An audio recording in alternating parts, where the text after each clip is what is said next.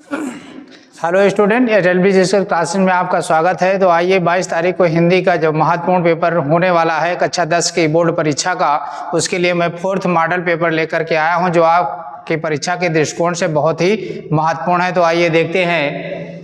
प्रश्न पत्र आपका 2 खंडों में दिया गया है, खंड का और खंड खा।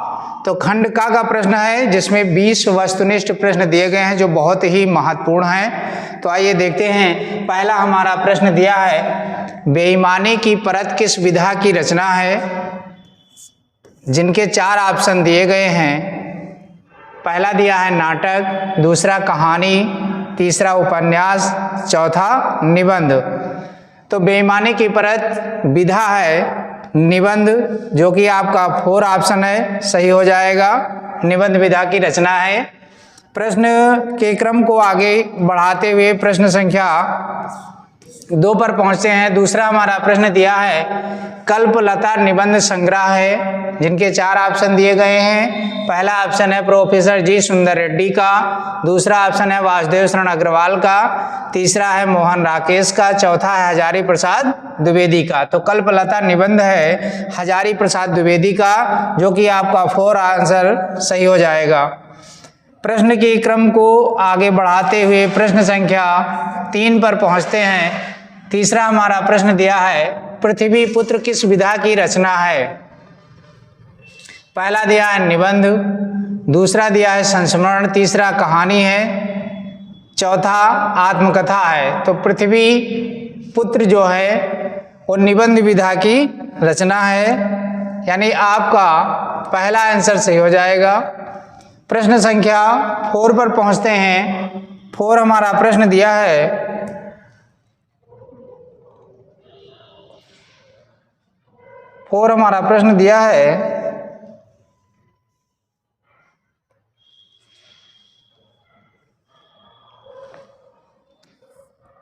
पृथ्वी से सप्तऋषि मंडल के लेखक हैं।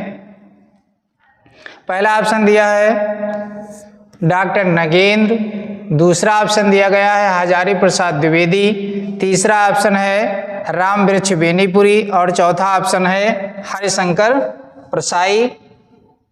तो इसमें जो तीसरा ऑप्शन है वो राम वृक्ष बेनीपुरी ना होकर के ये गलत है, मिस्टेक। इस यहाँ पर हो जाएगा डॉक्टर संपूर्णानंद, डॉक्टर संपूर्णानंद, यानी पृथ्वी से सप्तऋषि मंडल के लेखक हैं डॉक्टर संपूर्णानंद, जो कि तीसरा ऑप्शन है, सही हो जाएगा। प्रश्न के क्रम को आगे बढ़ाते हुए प्रश्न संख्या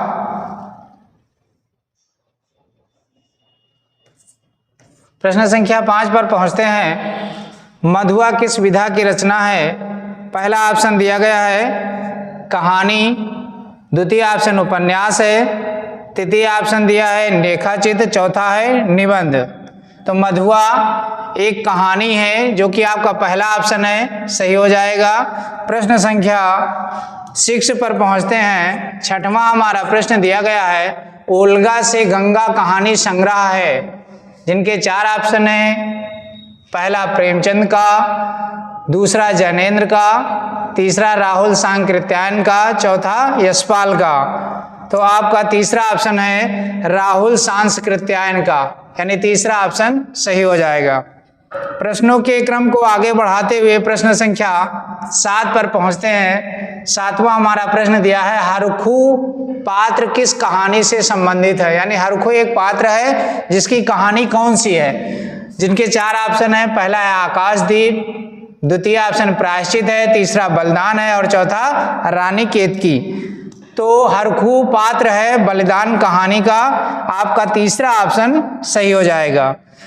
प्रश्न के क्रम को आगे बढ़ाते हुए प्रश्न संख्या 8 पर पहुंचते हैं। प्रश्न संख्या 8 पर पहुंचते हैं। 8वां हमारा प्रश्न दिया है, लाल पान की बेगम किस लेखक की कहानी है। पहला है फणीश्वर नाथ रेणु, दूसरा मुंशी प्रेमचंद, तीसरा जयशंकर प्रसाद, चौथा है महादेवी वर्मा। तो लाल पान की बेगम फणीश्वर नाथ रेणु लेखक हैं, जो कि आपका पहला ऑप्शन है, सही हो जाएगा। प्रश्नों के क्रम को आगे बढ़ाते हुए प्रश्न संख्या 9 पर पहुंचते हैं। 9वां हमारा प्रश्न दिया है, विधवा विवाह के लेखक हैं श्रीनिवास दास, दूसरा ऑप्शन है सीताराम वर्मा, तीसरा ऑप्शन है काशीनाथ वर्मा। काशीनाथ वर्मा की जगह पर वर्मा यहाँ मिस्टेक है, यहाँ पर काशीनाथ खत्री हो जाएगा। चौथा है इनमें से कोई नहीं, तो विधवा विवाह के लेखक हैं काशीनाथ खत्री, जो कि आपका तीसरा ऑप्शन सही हो जाएगा। प्रश्नों के क्रम को आगे बढ़ाते हुए प्रश्न दिया है, भारतेश्वर का संदेश एकांकी के रचनाकार हैं उदय शंकर भट्ट, डॉक्टर राम कुमार वर्मा, जगदीश चंद्र माथुर, चौथा है महेश चंद्र प्रसाद। तो भारतेश्वर का संदेश के लेखक हैं महेश चंद्र प्रसाद, यानी आपका चौथा ऑप्शन सही हो जाएगा। प्रश्न के क्रम को आगे बढ़ाते हुए प्रश्न संख्या, तांबे के कीड़े एकांकी के रचनाकार हैं, पहला है उदय शंकर भट्ट, दूसरा है प्रेमचंद, तीसरा है भुवनेश्वर और चौथा है जयशंकर प्रसाद। तो तांबे के कीड़े एकांकी के रचनाकार हैं भुवनेश्वर, जो कि आपका तीसरा ऑप्शन है, तीसरा सही हो जाएगा। प्रश्न संख्या 12 पर पहुंचते हैं। 12वां हमारा प्रश्न दिया है, हिंदी का प्रथम समाचार पत्र कौन सा है, जिनके 4 ऑप्शन दिए गए हैं। नंबर 1 कवि वचन सुधा, नंबर 2 उदंत मार्तंड, नंबर 3 समझदारी, नंबर 4 हरिश्चंद्र पत्रिका। तो हिंदी का प्रथम समाचार पत्र है उदंत मार्तंड, जो कि आपका दूसरा ऑप्शन है, सही हो जाएगा। प्रश्न संख्या 13 पर पहुंचते हैं। 13वां हमारा प्रश्न दिया है, चकमक पत्रिका कहां से प्रकाशित होती है। पहला ऑप्शन है सताना, दूसरा है शहडोल, तीसरा भोपाल, चौथा है जबलपुर। तो चकमक पत्रिका भोपाल से प्रकाशित होती है, यानी आपका तीसरा ऑप्शन सही हो जाएगा। प्रश्न के क्रम को आगे बढ़ाते हुए प्रश्न संख्या 14 पर पहुंचते हैं। 14वां हमारा प्रश्न दिया है, परमाल रासों के रचयिता हैं। Number 1 Jagnik, number 2 Sarangdhar, number 3 Madhukar, number 4 नल सिंह। तो परमाल रासों के रचयिता हैं जगनिक, यानी पहला ऑप्शन आपका सही हो जाएगा। परमाल रासों का वो दूसरा नाम है आलखंड, आलखंड। ये वर्षा ऋतु में ढोल की थाप के द्वारा से गाया जाता है, ये एक वीर गीत काव्य है। प्रश्न के क्रम को आगे बढ़ाते हैं। प्रश्न संख्या 15 पर पहुंचते हैं। 15वां हमारा प्रश्न दिया है, हिम किरीटनी किस कवि की रचना है, जिनके 4 ऑप्शन दिए गए हैं। पहला है सुमित्रा नंदन पंत, दूसरा है राम नरेश त्रिपाठी, तीसरा है माखन लाल चतुर्वेदी, चौथा है अयोध्या प्रसाद उपाध्याय। तो हिम किरीटनी के लेखक हैं माखन लाल चतुर्वेदी, यानी आपका तीसरा ऑप्शन सही हो जाएगा। अगला प्रश्न है, प्रश्न संख्या 16 पर पहुंचते हैं। 16वां हमारा प्रश्न दिया है, मुख मानो चंद्रमा है, उपर्युक्त पंक्ति में कौन सा अलंकार है। पहला उत्प्रेक्षा, दूसरा उपमा, तीसरा श्लेष, चौथा रूपक। तो मुख मानो चंद्रमा में उत्प्रेक्षा अलंकार है, यानी आपका पहला ऑप्शन सही हो जाएगा। उत्प्रेक्षा अलंकार क्यों है, क्योंकि यहाँ पर मानो शब्द दिया है और मानो शब्द है वाचक शब्द। क्या है? वाचक शब्द। इसके अंतर्गत तुरंत आप पहचान लेंगे कि ये उत्प्रेक्षा अलंकार है। प्रश्न के क्रम को आगे बढ़ाते हुए प्रश्न संख्या 17 पर पहुंचते हैं। 17वां हमारा प्रश्न दिया है, हे खग मृग हे मधुकर श्रेणी, तुम देखी सीता मृग नैनी। उपर्युक्त पंक्ति में कौन सा रस है? पहला ऑप्शन है करुण रस, दूसरा है हास्य रस, तीसरा वीर रस, चौथा रौद्र रस। तो उपर्युक्त पंक्ति में करुण रस है, यानी आपका पहला ऑप्शन सही हो जाएगा। प्रश्न संख्या 18 पर पहुंचते हैं। 18वां हमारा प्रश्न दिया है सममात्रिक छंद है। सम का तात्पर्य बराबर, जिसके प्रत्येक चरणों में बराबर मात्राएं होती हैं। तो आइए देखते हैं, रोला दिया है, सोरठा दिया है, दोहा है, बरवय है। तो रोला ऑप्शन सही हो जाएगा आपका प्रथम ऑप्शन, जिसकी प्रत्येक चरण में 24-24 मात्राएं होती हैं, इसीलिए यह सममात्रिक छंद कहा जाता है।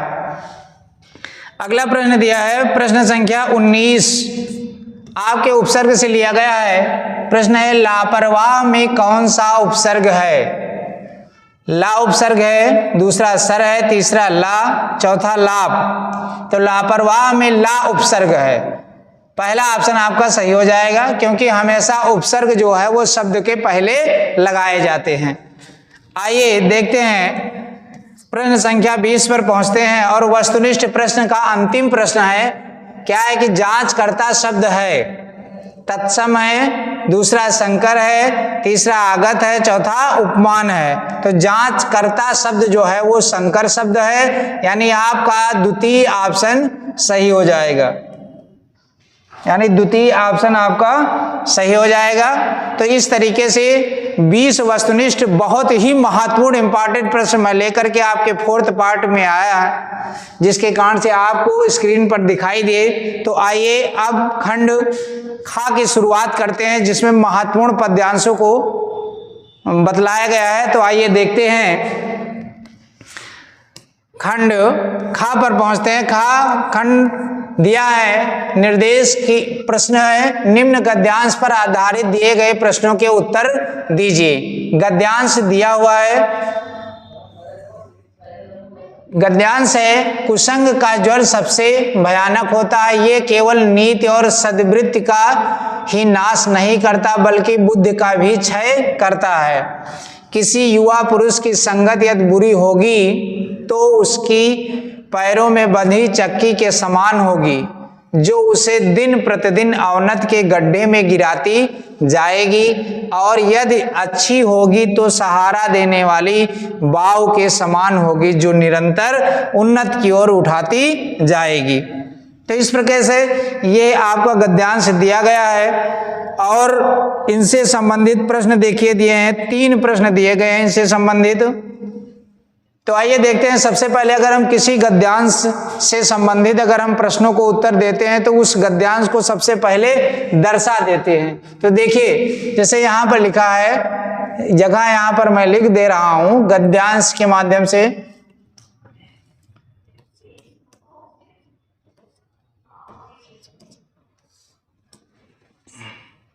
गद्यांश करके दिया गया है।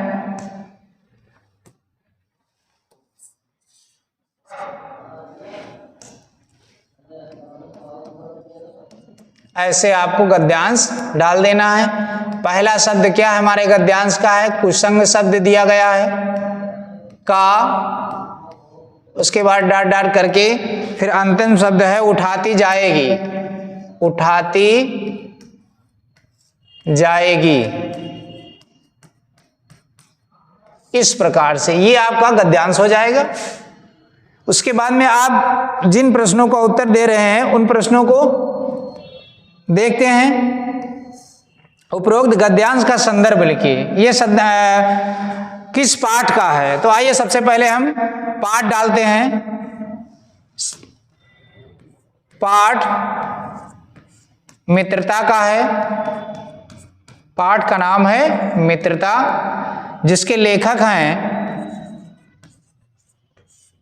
आचार्य रामचंद्र शुक्ल।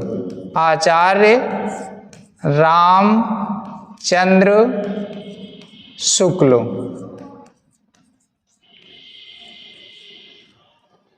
तो इस तरीके से पाठ का नाम भी हो गया, लेखक का नाम भी हो गया, आपका संदर्भ हो गया। उपयुक्त गद्यांश हिंदी के मित्रता नामक पाठ से लिया गया है, जिसके लेखक श्री आचार्य रामचंद्र शुक्ल जी हैं। ये आपका निबंध हो गया। दूसरा हमारा प्रश्न दिया, गद्यांश के रेखांकित अंश की व्याख्या कीजिए। यानी जितना यहां से ये आपको अंडरलाइन दिया गया है यहां तक इसकी आपको व्याख्या लिखना है। फिर तीसरा प्रश्न है, कुसंग का प्रभाव क्या होता है? कुसंग का प्रभाव बहुत ही बुरा होता है, क्योंकि ये एक ऐसा ज्वर है जिस किसी भी व्यक्ति को लग जाए तो छूटने का नाम नहीं लेता है। अगला दिया है अथवा के माध्यम से दूसरा गद्यांश देखते हैं।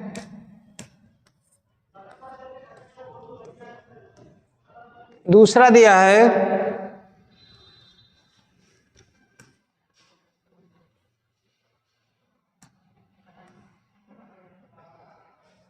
हिंदी में प्रगतिशील साहित्य का निर्माण, उसके निर्माता ये समझ रहे हैं कि भविष्य का गौरव निहित है, पर कुछ ही समय के बाद उनका ये साहित्य भी अतीत का स्मारक हो जाएगा और आज जो तरुण है वही वृद्ध होकर अतीत के गौरव का स्वप्न देखेंगे। उनके स्थान पर तरुणों का फिर दूसरा दल आ जाएगा जो भविष्य का स्वप्न देखेगा। दोनों के ही स्वप्न सुखद होते हैं क्योंकि दूर के ढोल सुहावने होते हैं। तो आइए इससे संबंधित प्रश्न लिखे गए हैं।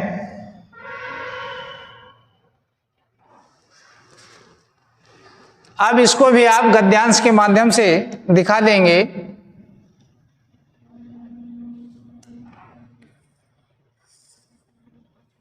यहां पर लिखेंगे गद्यांश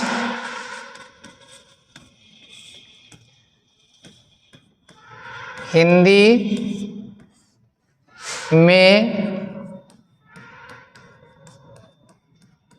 प्रगतिशील, फिर डॉट डॉट करके फिर अंतिम शब्द हमारा क्या है, सुहावने होते हैं। सुहावने होते हैं। तो इस प्रकार से आपका ये गद्यांश हो गया।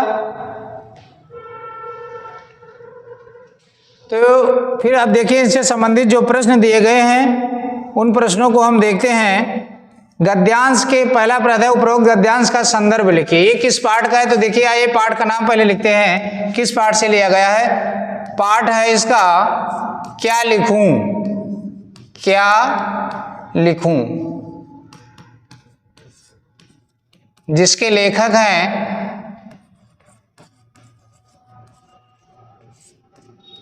पदुमलाल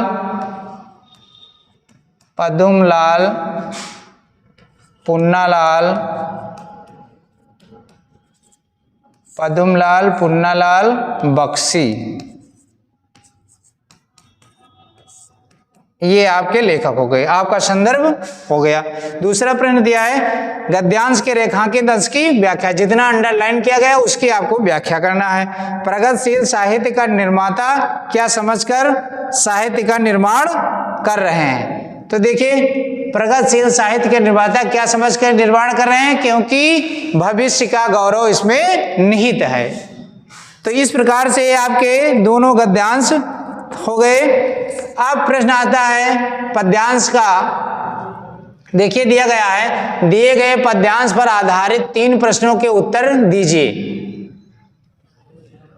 गद्यांश दिया है ऊधव मन न भये 10-20, एक हो तो सो गयो श्याम संकव और आधे ईस, इंद्रिय शिथिल भई केशव बिन ज्यो देही बिन शीस।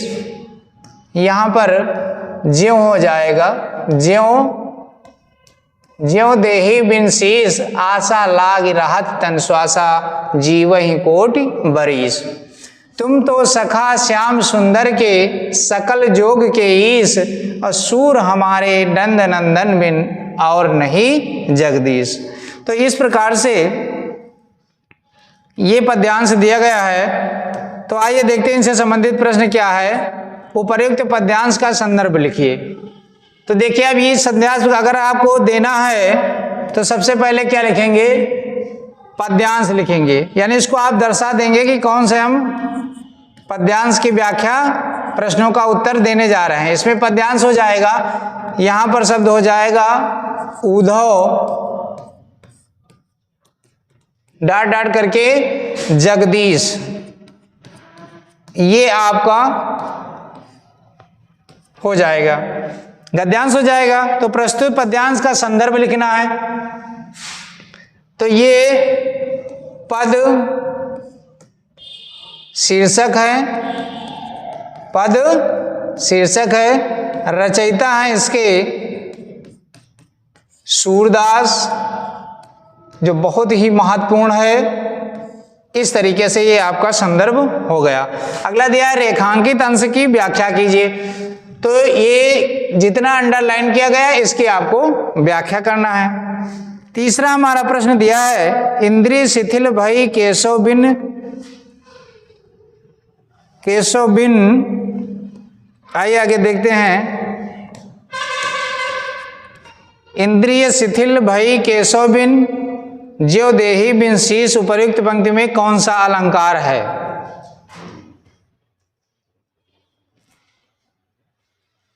तो जहां पर ज्यों शब्द है उधो की जगह यहां पर ज्यों हो जाएगा और ज्यों शब्द जो है वो वाचक है, इसलिए यहां पर रूपक अलंकार है। रूपक अलंकार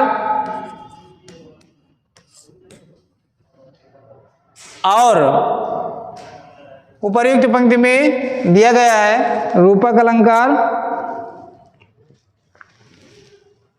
ज्यों देहि बिन शीश में पूरे में, क्योंकि बिना शीश के उपमा की गई इसलिए यहां पर उपमा अलंकार हो जाएगा। उपमा अलंकार हो जाएगा। नंद नंदन श्याम सुंदर, इनमें जो है अनुप्रास अलंकार हो जाएगा। अनुप्रास अलंकार। तो इस तरीके से ये आपके प्रश्न हो गए। दूसरा गद्यांश हमारा दिया है अथवा के माध्यम से दिया है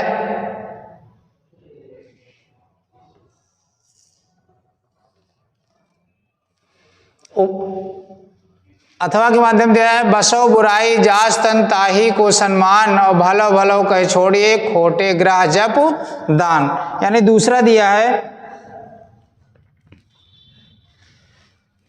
तो देखिए इससे संबंधित प्रश्न दिया है प्रस्तुत पद्यांश का संदर्भ लिखिए। तो ये है शीर्षक इनका है भक्ति नीति, ऐसा शीर्षक है और रचयिता इसके हैं बिहारी लाल।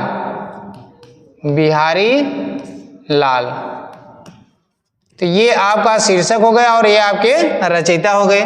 प्रस्तुत पद्यांश का संदर्भ ये आपका हो गया। कहते हैं भलो भलो कह छड़े खोटे ग्रह जब दान, पंक्ति में आशय स्पष्ट कीजिए।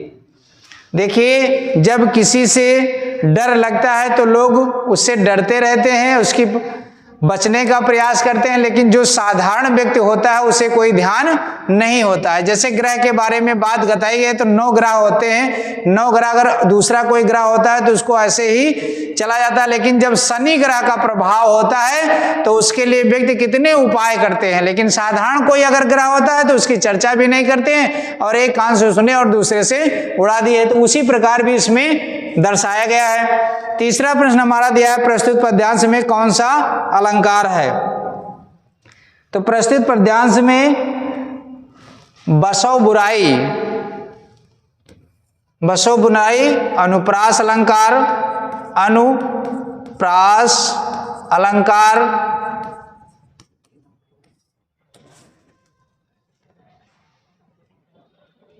और पुनरुक्त प्रकाश अलंकार भी है।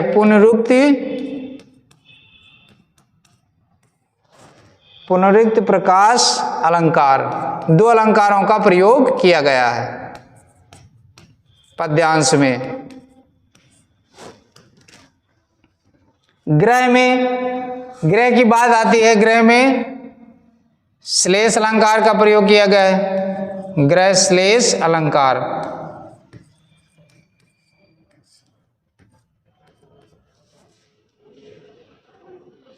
तो इस तरीके से ये दोनों पद्यांश हो गए और इनसे संबंधित आपको जो भी आपको दोनों में से अच्छा लगे उसी के विषय में उन प्रश्नों को उत्तर आपको देना है और उसको गद्यांश या पद्यांश के माध्यम से दर्शा देना है, ताकि किसी प्रकार की दिक्कत एग्जामिनर को परीक्षा की कॉपी चेक करने में दिक्कत ना हो।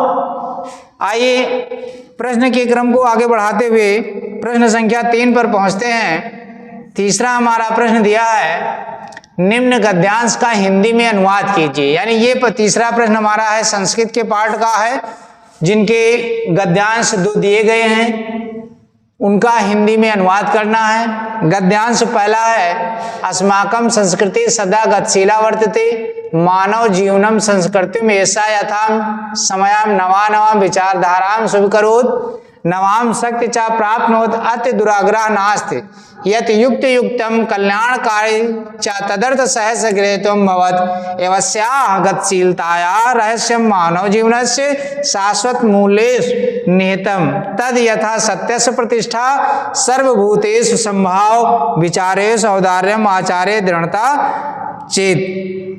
तो इस गद्यांश का आपको हिंदी में अनुवाद करना है। अनुवाद हेडिंग डालेंगे और फिर कभी कभी पूछ लेता है कि संदर्भ सहित हिंदी में अनुवाद कीजिए, तो ये किस पाठ का है ये आपको बताना है। तो देखिए, ये इस पाठ का नाम है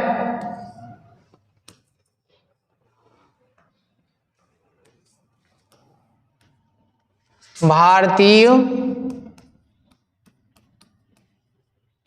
संस्कृति।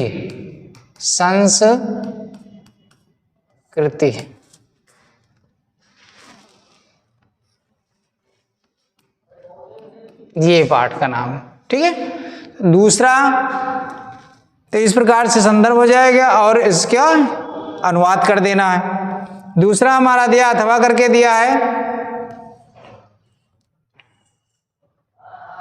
वाराणसी सुविख्याता प्राचीना नगरी इयं विमल सलिल तरंगाया गंगा कूले स्थिता अस्या घट्टानां वलयाकृति पंक्ति धवलायां चंद्रिकायां बहुराजते अगणिता पर्यटका सुदेरेभ्यः नित्यम् अत्र आयन्त अस्या घट्टानां शोभां विलोक इम बहु प्रशंसयत।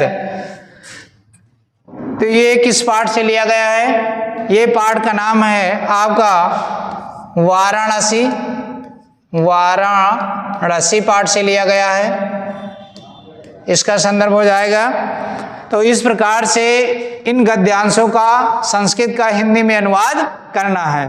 तो अगला आपका प्रश्न है, प्रश्न संख्या 4 दिया है, निम्न श्लोक का संदर्भ सहित हिंदी में अनुवाद कीजिए।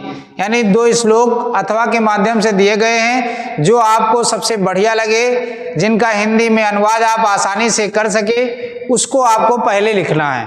तो आइए देखते हैं, पहला कौन सा है? दिया है उत्तरम यत् समुद्रस्य हिमाद्रस्य दक्षिणम वर्ष तत् भारतम नाम भारती यत्र संतति।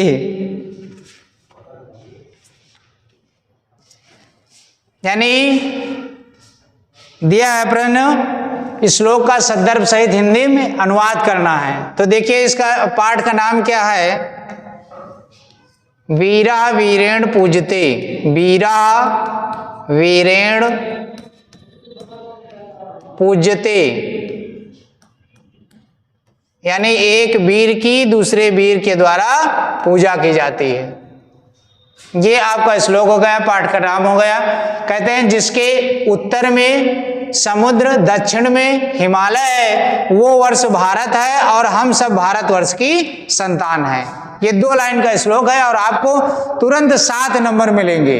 केवल 2 लाइन लिखना है। सबसे कम समय में ज्यादा अंक हिंदी के संस्कृत पाठ में मिलेंगे। जैसे आपको मैथ के तरीके से नंबर, अगर 4 नंबर के मैथ का क्वेश्चन है तो आपको 4 पे 4 मिलेंगे, वैसे ही संस्कृत का हिंदी में अनुवाद आप करेंगे तो निश्चित ही अगर 5 अंक का है तो 5 अंक आपको मिलेंगे, एक भी नंबर नहीं कटना है।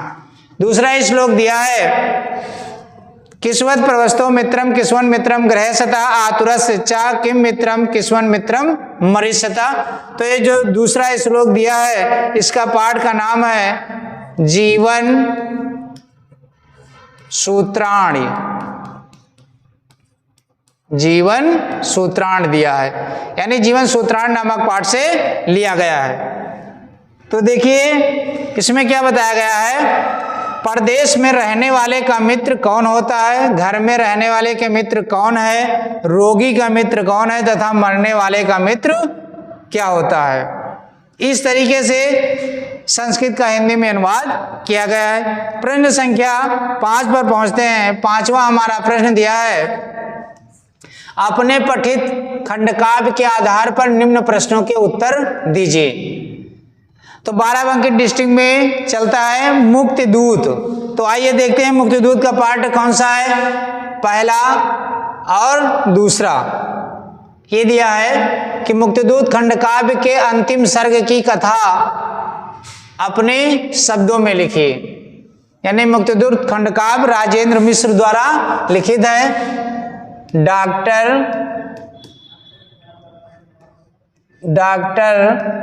राजेंद्र मिश्र, मुक्तिदूत खंडकाव्य के लेखक कौन है, डॉक्टर राजेंद्र मिश्र हैं रचयिता। दूसरा हमारा प्रश्न दिया है, इसके अंतिम सर्ग की कथा लिखने। और अंतिम सर्ग है देश की आज़ादी का। अंग्रेजों भारत छोड़ो आंदोलन अगस्त 1942 का पूरे भारत में गूंजने लगा और अंग्रेज सरकार ये समझ गई कि अब भारत पर राज करना मुश्किल है। इसलिए उसी समय 1945 में इंग्लैंड में मजदूर दल की सरकार बनी और एटली प्रधानमंत्री बने। उनके बैठते ही उन्होंने भारत में ये घोषणा कर दी कि अगस्त 1947 से पहले भारत को छोड़ दे। इस प्रकार से उन्होंने योजना बनाई और फिर देश स्वतंत्र हो गया। तो अंतिम सर्ग के बारे में आपको लिखना है। दूसरा प्रश्न मुक्तिदूत से संबंधित है कि मुक्तिदूत के नायक की चारित्रिक विशेषताओं का उल्लेख कीजिए। तो मुक्तिदूत के नायक हैं महात्मा गांधी। कौन है, महात्मा गांधी। अब महात्मा गांधी के चरित्र की विशेषताएं लिखनी है, जिनको कम से कम 5 बिंदु अपने मन से बनाइए और उसी कथा से संबंधित ही 2-2, 3-3 लाइन लिख दीजिए। आपका 1 पेज का प्रश्न हो जाएगा और आपको अच्छे से अच्छे अंक मिल जाएंगे। तो इस प्रकार से गांधी जी के चरित्र के बारे में भी ये प्रश्न दिया गया है। कभी कभी प्रश्न आ जाता है कि मुक्तिदूत खंडकाव्य के नायक की चारित्रिक, या मुक्तिदूत खंडकाव्य के नायक महात्मा गांधी हैं, उनकी चारित्रिक विशेषताओं का उल्लेख कीजिए। तो इस प्रकार से प्रश्न को घुमा देगा, लेकिन आप सावधानी पूर्वक, सबसे पहले आपको प्रश्न को पढ़ने के लिए 15 मिनट का समय आपको दिया गया, तो आप सावधानी पूर्वक 15 मिनट में पूरा पेपर पढ़ें। उसके बाद सीरियल वाइज प्रश्नों के उत्तर देते चले। तो आइए अगला हमारा प्रश्न है, प्रश्न संख्या 6 दिया गया है, दिए गए लेखकों में से किसी एक का जीवन परिचय देते हुए उनकी एक रचना का उल्लेख कीजिए। दिया है आचार्य रामचंद्र शुक्ल, राजेंद्र प्रसाद, भगवत शरण उपाध्याय। इन तीनों में से आप किसी एक लेखक के जीवन परिचय और उनकी एक रचना लिखना है। तो इस तरीके से दूसरा प्रश्न हमारा दिया है, दिए गए कवियों में से किसी एक कवि की जीवन परिचय देते हुए उनकी एक प्रमुख रचना का उल्लेख कीजिए। पहला दिया है सूरदास, दूसरा महादेवी वर्मा, तीसरा सुभद्रा कुमारी चौहान। तो इन तीनों में से आपको एक देना है। जैसे मान लें महादेवी वर्मा का है, इनका जन्म 1907 ईस्वी में हुआ था, 1907 ईस्वी।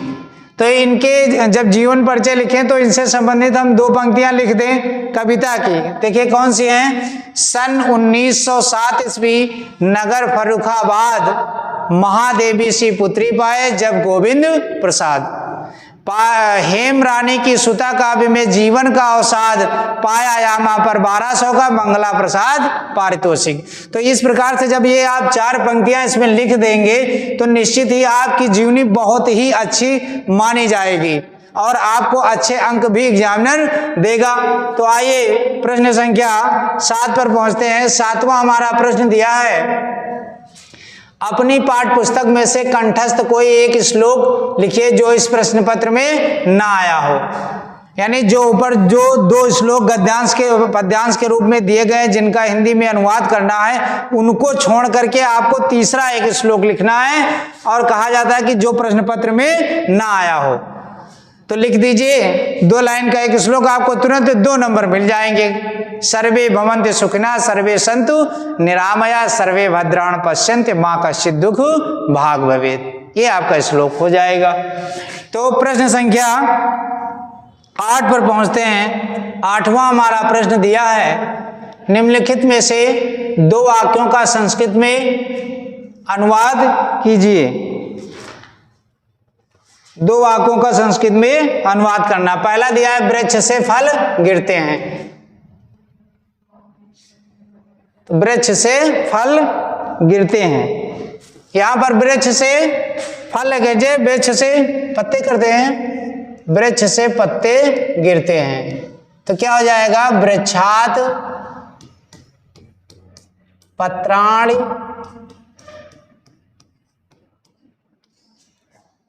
पतन्ते। वृक्षात पत्राणि पतन्ते। अगला दिया है, विनय मनुष्य का आभूषण है। तो विनयः मनुष्याणाम